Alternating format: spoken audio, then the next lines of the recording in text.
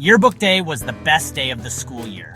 The whole school buzzed with excitement as we gathered in the gym. My friends Sarah and Leo stood beside me, eager for our names to be called. The yearbooks were big, shiny, and blue. Northwood Middle School memories of 2025. I clutched my marker, ready for signatures.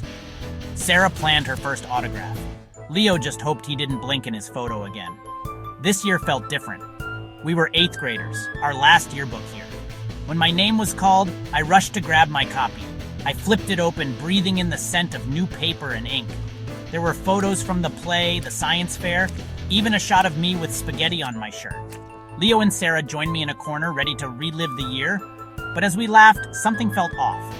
We didn't know it yet, but this yearbook was more than just memories.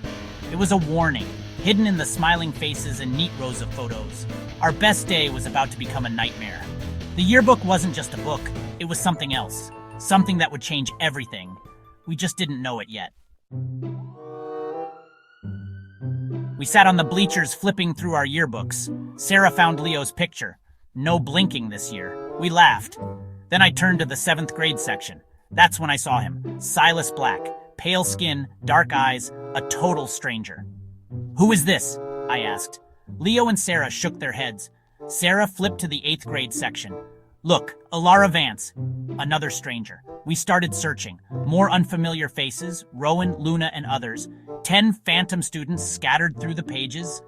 Their names and photos were there, but we'd never seen them. Printing error? Leo guessed, but everything else was normal. Only these kids didn't belong. They were like ghosts in our memories. I closed the yearbook. It felt cold and heavy.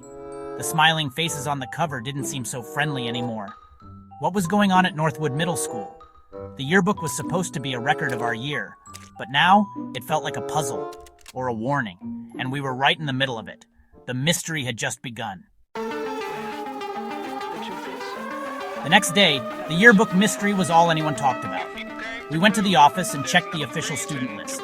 No Silas, no Alara, none of the phantom names. Defeated, we walked back to the cafeteria.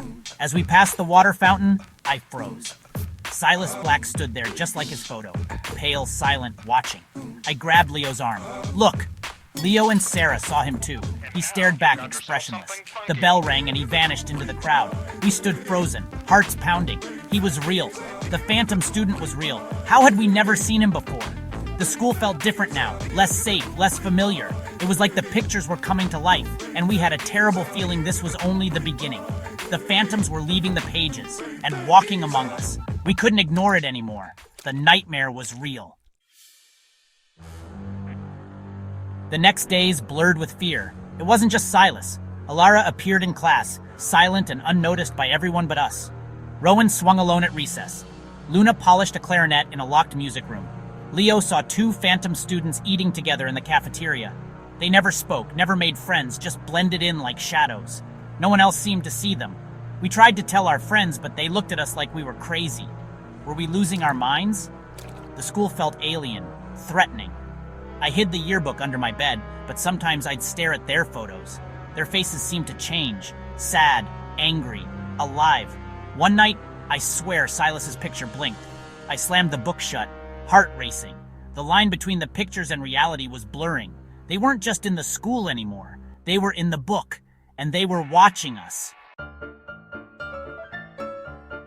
By Friday, the phantoms weren't on the edges anymore. They were everywhere. Silas chatted by the lockers. Alara laughed with the cheerleaders. They were fitting in, becoming real. But as they did, we started to fade. My friend Mark looked at me blankly. "Do I know you?"